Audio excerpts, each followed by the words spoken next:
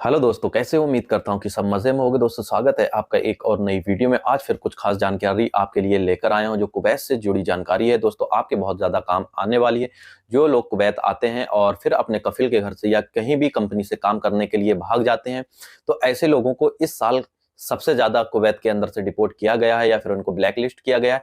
कितने लोग हैं और कौन लोग हैं जिनको डिपोर्ट किया जाता है और ब्लैक लिस्ट किया जाता है, तो आज इस वीडियो में हम पूरा जानेंगे।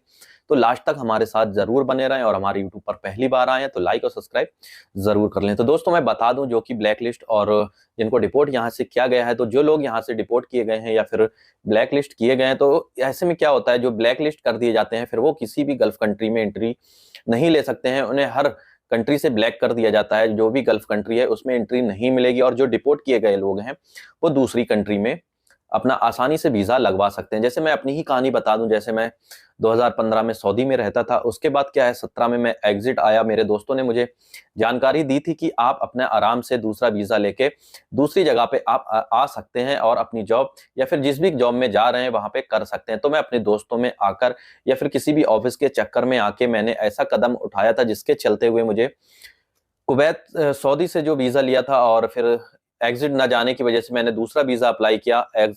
अप्लाई करने के बाद मेरा पूरा काम हुआ, मेडिकल स्टैंपिंग टिकट वगैरह सब हुआ। लेकिन जिस दिन मेरी फ्लाइट थी तो मेरी 2 घंटे की वेटिंग जद्दा में थी। तो जद्दा में क्या हुआ, मुझे वहां से रिटर्न कर दिया गया और हमेशा के लिए ब्लैक लिस्ट कर दिया गया। अभी उस वर्क पे मैं नहीं जा सकता, सऊदी में अपनी एंट्री नहीं ले सकता। तो इसी के चलते हुए आप किसी भी गल्फ कंट्री में हैं तो आप ऐसे ना जाएं जो कि आपको ब्लैक कर दिया जाए और हाँ, यहाँ से आप हमेशा के लिए डिपोर्ट हो जाओ।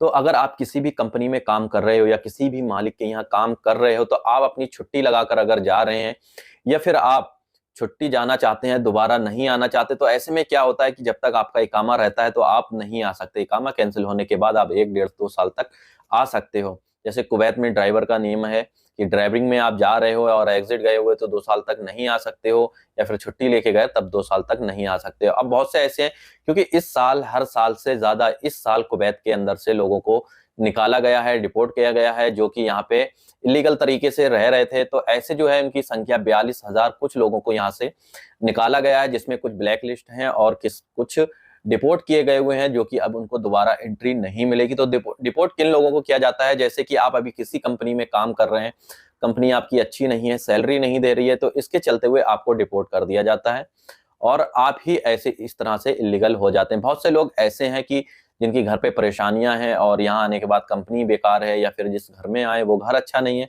तो उस जगह से भागकर दूसरी जगह काम करते हैं। कुवैती लोग जो हैं या फिर कोई भी गल्फ कंट्री का है, वो केस डाल देता है, आपके ऊपर केस चलता है। जब आप घर जाने की तैयारी करते हैं तो आप एयरपोर्ट पे पकड़ जाते हैं, क्योंकि आपके पास सिविल आईडी नहीं होता है या फिर आपके ऊपर केस चल रहा होता है या फिर आपका सिविल आईडी कैंसिल होता है। तो ऐसे लोगों को पकड़कर डिपोर्ट किया जाता है, ब्लैक लिस्ट किया जाता है। और बहुत लोग ऐसे हैं जो खादिम में आते हैं, कुवैती के घर से भाग जाते हैं और उनके पास पासपोर्ट भी नहीं होता है और काम करते रहते हैं। जिस दिन वो पुलिस के हाथ चढ़ते हैं या फिर उनका सिविल आईडी जब तक एक्सपायर नहीं होता है, इसलिए ऐसे लोगों को पकड़कर डिपोर्ट किया जाता है। अब तीसरे नंबर पे जो आते हैं वो खुद अपनी गलतियों की वजह से यहाँ पे परेशान होते हैं और यहाँ पर डिपोर्ट होकर हमेशा के लिए चले जाते हैं। तो दोस्तों, मैं बताऊं, अगर आप किसी भी गल्फ कंट्री में आ रहे हो तो जिस भी वीजे पे आप आ रहे हो उसके ही अंडर में काम करना, भागना बहुत मुश्किल है। और हमेशा कुवैत के जो कानून है वो चेंज होते रहते हैं।